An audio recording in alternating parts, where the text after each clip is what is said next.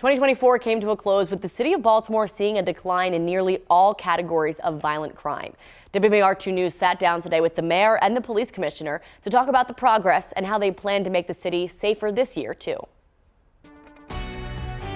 We know that's tremendous progress. Right? For the second year in a row, Mayor Brandon Scott can say the city of Baltimore saw a reduction in the number of homicides by at least 20%. We have to understand that progress, but it's not a time to celebrate because 201 is still too many. 201 people were killed in the city in 2024. Last year, that number was 259, which was the first time in nearly a decade that the city saw fewer than 300 homicides. 300 homicides kind of became a way of life and acceptable, and that's not the way we want people to feel. While juvenile crime remained a hot-button issue this year, with more than 3,000 people signing a petition calling for the removal of the Department of Juvenile Services secretary, officials say the numbers are trending in the right direction, both for young people committing crimes and young people being the victims of crimes. Juvenile victims of homicides and shootings decreased by 74%. But the mayor and commissioner say they continue seeing the same teenagers getting arrested. Almost every crime category that we have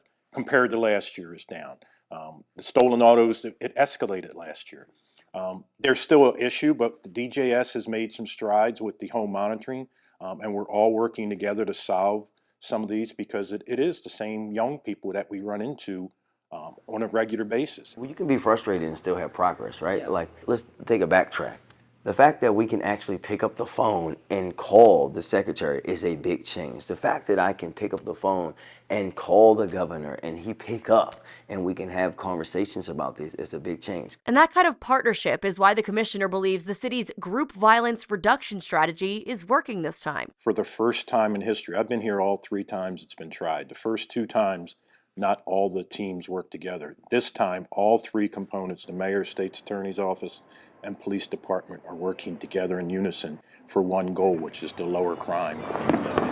And it wouldn't be New Year's without some resolutions. We asked the mayor and commissioner their goals for making Baltimore a safer place in 2025. For me, it's continue to work. We have to continue to reduce violence in the city of Baltimore in every way that we can, every part of the system, every single person. I want to be under 170 homicides. It would not have been done since sometime in the 60s.